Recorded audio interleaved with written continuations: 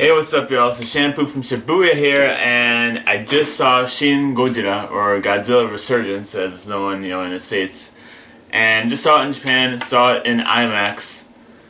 First time I ever saw a movie in IMAX, pretty cool. I don't know if I'd spend the money to see IMAX again, but I wanted to see it for Godzilla, because that's my main series. I love the Godzilla series.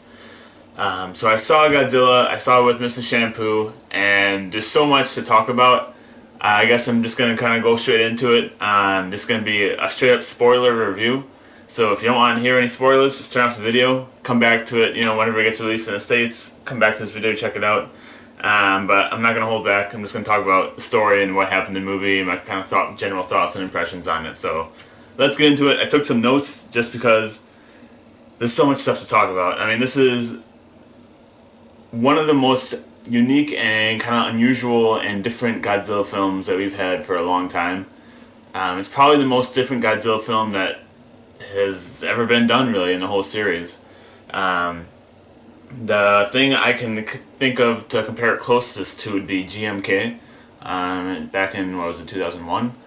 That was a pretty different film in terms of like changing kind of the Godzilla enemies and stories around, their kind of origins and things like that. This film, though, just takes it to a whole new level.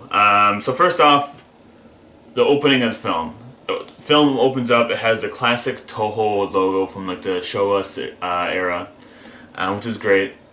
And then it pops up with a black screen and white text, Shin Godzilla, the title of the movie, and they have the Godzilla roar in the background.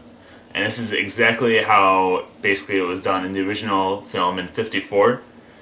So it's a real tie back to that film, and so just like right away I was like, this movie's gonna be, I like what they're doing so far. Just the first like 2 seconds of the film, I was like, okay, I like what they're throwing down so far.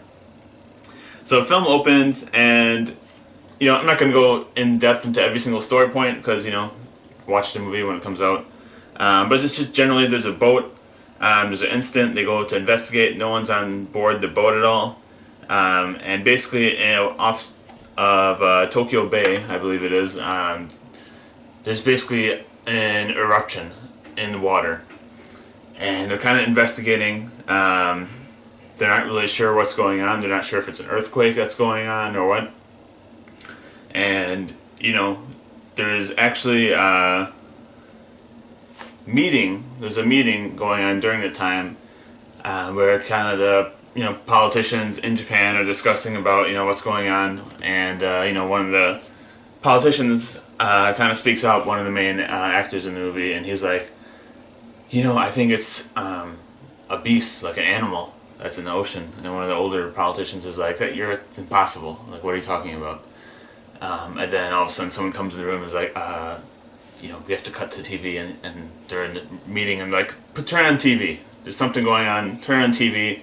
And then they turn on TV, and they see Godzilla's tail popping out of the water and swinging back and forth. And then all the politicians are kind of looking at it, and they're like, that's a tail, isn't it? And the old guy was just saying that it's not impossible. He's like, yeah, that's a tail. So it's kind of funny to see him kind of turn around so quick. And the beginning of the movie, that's kind of the central point, the start of the movie.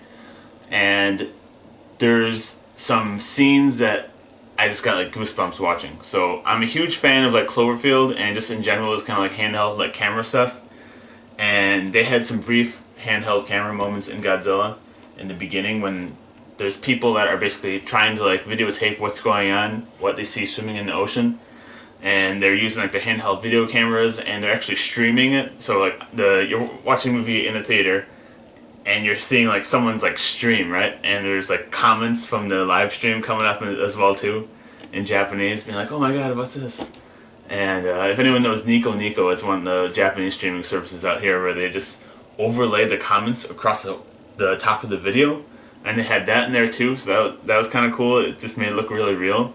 I just got goosebumps watching it because I was like, man, this Godzilla film is gonna be great. Like the handheld camera moments, I'm in it. And you see the tail pop up, and you kind of start seeing the dorsal fins from Godzilla rise, through the ocean, kind of like a shark would. You've seen that in other Godzilla films too. And it was cool. It was cool. I was liking everything I was seeing about it. And the movie didn't waste no time getting into this. This is how the movie basically starts out. So like, there's no long build up until you see Godzilla or any kind of sight of Godzilla. It just kicks you right into the movie, real fast paced. And then comes the Godzilla reveal. The beast comes from the ocean, and he goes onto the land, and this is one of the themes throughout the movie. One of my feelings throughout the movie is that I'm conflicted on how I feel, because the beast comes out from the ocean, and it's actually the first evolutionary form of Godzilla. So this is where the movie kind of starts showing its skin and showing how different and weird it is. So Godzilla in this film is actually kind of like an evolutionary monster. So he starts out in kind of this form where he doesn't have any arms yet. He's just basically a head, torso, legs, and a tail. And it comes onto Tokyo, in Tokyo area, and it's basically pushing itself just with its hind legs because it doesn't have any arms. It's basically horizontal at this point. It's a good thing I have these figures here so I can demonstrate. Picture like this, just coming off the ocean and like walking through. So it's basically completely horizontal, and it looks like a fish that's like out of water, and it's just kind of like flopping around, and it's just kind of pushing its head wherever it can go. It doesn't seem like it can even move that well by itself, or it's even controllable. It's just a monster that's just like moving back and forth. And the first scene you see of it, it's so weird and disturbing looking because it doesn't look anything like Godzilla at all. And it's like, man, this is really weird. Because you first see it and it kind of looks horrifying, but also looks kind of goofy at the same time. Because you see it rushing onto land just with its hind feet, and its body is kind of like swerving like a snake or like a gecko, and it's just like boom, boom, boom, boom, boom. And its head is just like, it has these deadbeat eyes. The pupils don't move at all. It's just like jump, jump, jump, jump. And it was really weird to see. The face looks like it's dead already, It's kind of horrifying to see. And I was like, okay. I was like, what is this? I was like, I was thinking in my head at the time, I was like, okay, this is... Because, some of this stuff might have came out in the news. I haven't really been keeping up with the Godzilla news lately in terms of the Shin Godzilla stuff. I just wanted to kind of see the film fresh. So I was thinking in my head, I was like, okay, I think this is going to evolve. Like, that's what I kind of had in mind. I was like, okay, this thing looks close enough to Godzilla. It's got dorsal fins. It's got the legs. I think it's probably going to be ending up turning into Godzilla. It's going to evolve or something like that. The only other possibility I was thinking in my head was that, okay, maybe this is like a fake out. Maybe this is not actually Godzilla and he'll be like defeated real quick by the army, and then like the actual real Godzilla will come. But that didn't happen. It was the evolutionary thing, like I said. Afterwards, I talked to my wife, Mrs. Shampoo, and just to get her thoughts on the film, and she was like, yeah, when I saw it came out at first, I thought it was like an enemy for Godzilla. Like, I thought Godzilla was going to be fighting this thing later in the film or something like that, because it really doesn't look anything like Godzilla, Like, it has the dorsal fins, and that's about it. It's just this horrifying, like, monster, and again, I don't know how to feel about it. It's just so different from anything we've ever seen. And when Godzilla comes on shore, he's kind of moving. He's like I said, he's like a fish out of water. He's kind of smashing his head against buildings and stuff. And you just can't help but be horrified, but at the same time feel sad for the monster, or feel sad for Godzilla. You're just thinking like, man, he just looks like he's like in pain, or he's like hurting. And he's just smashing himself against the building, and the whole movie is kind of like that. Like, the whole movie, like, you feel kind of sad or like bummed out. It's not really like a fun Godzilla film in the sense that some of the other films were in the Millennium series and the Heisei era and Showa era.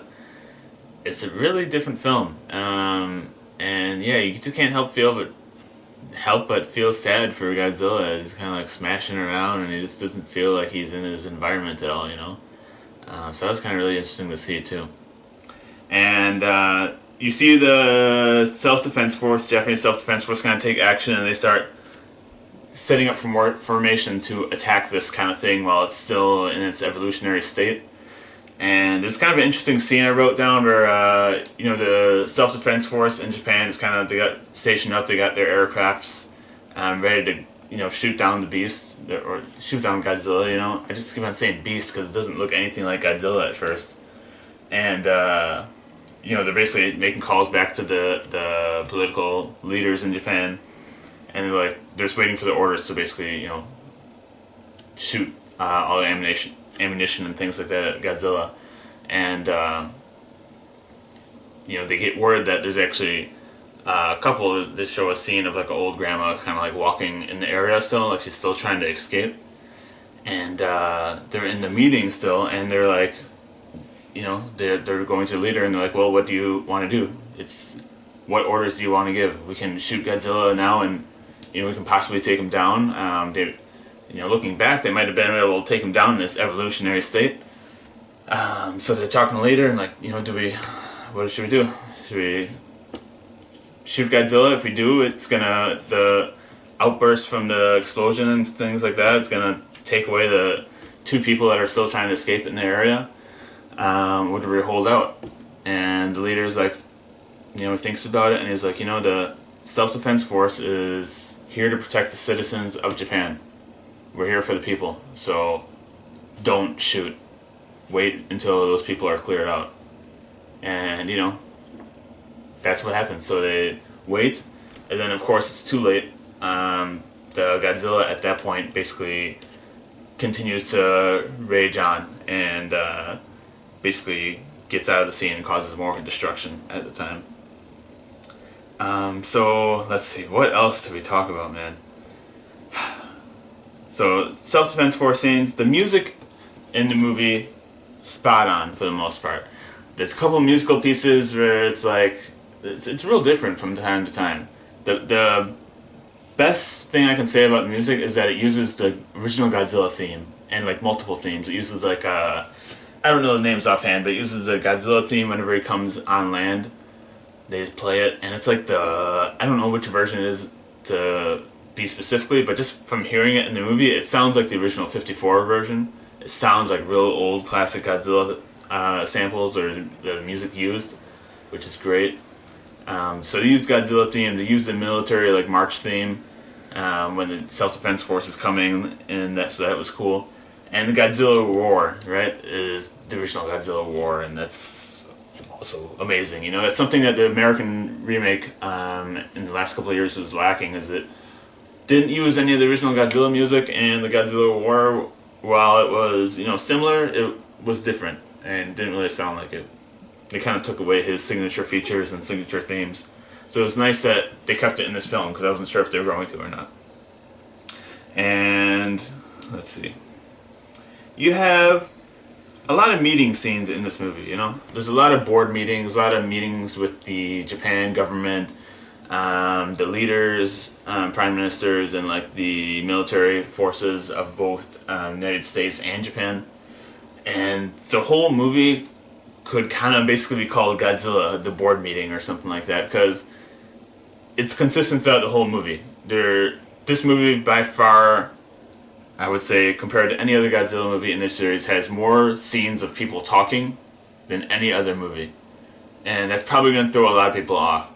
So if you're looking to get into this film, if you're not really a fan of the Godzilla series and you just want to see if this film is any good or not, you're probably not going to get into it. You have to be a really hardcore Godzilla fan to kind of even enter the realm of getting into this film. There's so many scenes of people talking in this film, more than any other Godzilla film. I will say that, and that's usually a downgrade. That's usually a bad point. But I will also say this film, the scenes of people talking were most interesting than any other Godzilla film. They were more interesting than any other Godzilla film. So again, another point that I feel conflicted on. It seems like Godzilla was not the main star. It seemed like the main star were the actors, the people in the meetings throughout the entire movie. There were so many scenes of them, but on the other hand, the story in the meetings was actually pretty interesting. It was more interesting than any other Godzilla film up to this point. So again, conflicted. But the meetings, they were interesting. The story was good points on it, and the directing and the cinematography behind it was really good because it was really like fast cuts, just different angles, and they didn't just have a stationary camera there. They kept on switching to different people and things like that, different places, which sounds distracting, but it kept it tense. I'd never felt like distracted. I just felt like things were always moving, and it was always a tense conversation going on. Speaking of that, there was cooperation with like the American forces, and that's kind of what the conversations were taking place. So there was a lot of famous actors in the Godzilla movies, or in this Godzilla movie. Mrs. Shampoo knows more about him. She knows more about Japanese actors and stuff like I do than I would. Let's see. There was a couple that were in previous Godzilla films. I can't remember their names offhand, but there's a couple of actors from previous Godzilla films that appeared in this movie. A lot of the other people were new to the Godzilla series, but they're not new to Japanese like cinema or TV or things like that. So one of the actors, her name is Ishihara Satomi, and she's the main like female lead that you see in a lot of the commercials for the film and stuff like that. And she's kind of supposed to be like this person that is the intermediate between Japan and the United States. She's basically, centered to be like an American, and when she talks in both Japanese and English, and it's just kind of weird. I didn't really think her character was really necessary in the film. I didn't really care for the way her character was written. It was just kind of stupid, I felt, in total. But, that's one thing of it.